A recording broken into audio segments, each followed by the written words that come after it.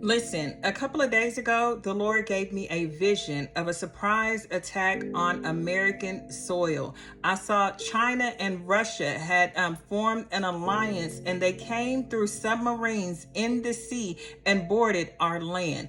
They were using some type of sonar echo blocking technology to where the U.S. did not perceive their movement in the water at all. They took us by complete storm. They entered through 4 different states. At first, they came through Louisiana, Texas, California, and then later New York. Now, when these Marines, or these warriors, soldiers, entered into the land, I saw them as they went and began to take women and children as sex slaves. They boarded them on ships and took them back to their country to be workers in that industry as personal, basically, for their own personal pleasure, essentially. Then I saw the men who were, ruthlessly just taken out. As I began to watch this scene unfold before me, I saw a long line of people, like from one end of the nation to another.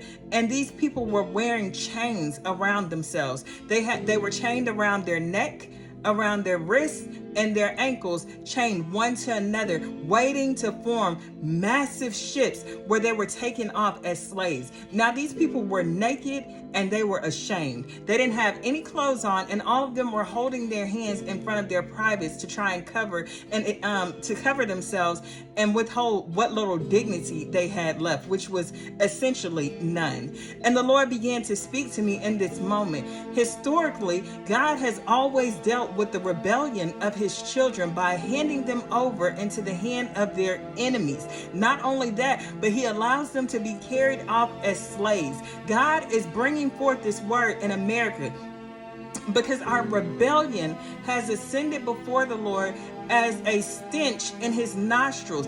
We are going to see that we will begin to reap in America what we have sown. We have gone and carried off the goods of other nations. I saw looting from the soldiers happening in our homes, They were taking off everything that was of value, and they were carrying it back.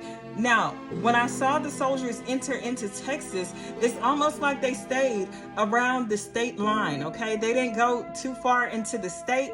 They were basically standing on the state line. However, they caused chaos and destruction as they went along. Later, I saw a secret siege that happened, a surprise siege that took place in New York. God is speaking, but we are not listening. The Bible says, the Lord speaks once, yet twice, but man perceiveth it not.